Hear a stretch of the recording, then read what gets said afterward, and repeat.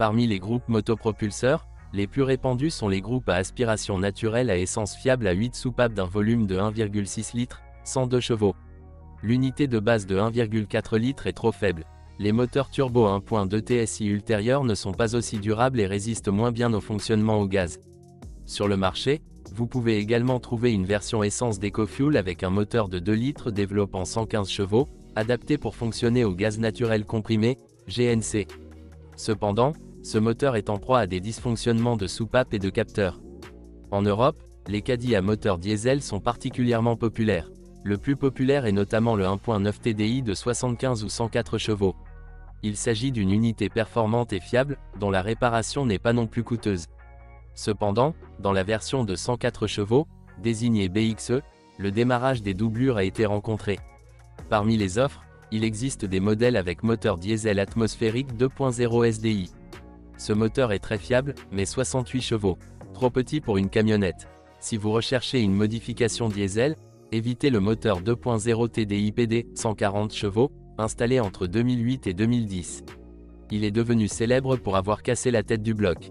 Il vaut mieux privilégier les turbodiesels dotés d'un système d'injection à rampe commune apparu après 2010 sur 1, 6/75 de cheval vapeur, 2, 0/110 et 140 chevaux.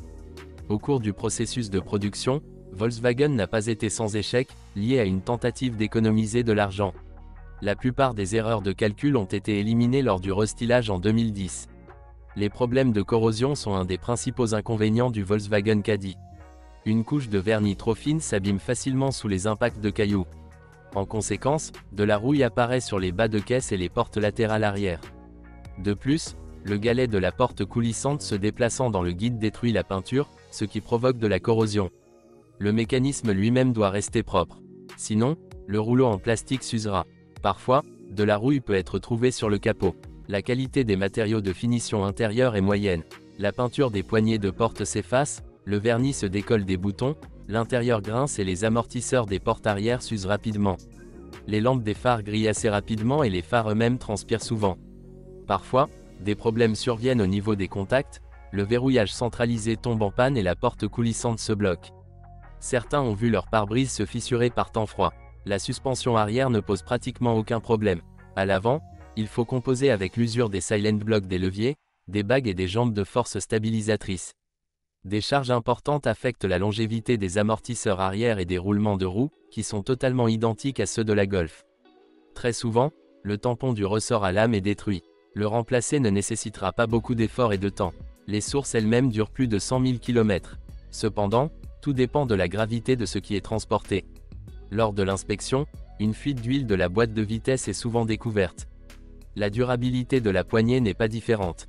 La difficulté à changer de vitesse est généralement causée par un mécanisme de sélection de vitesse qui bloque.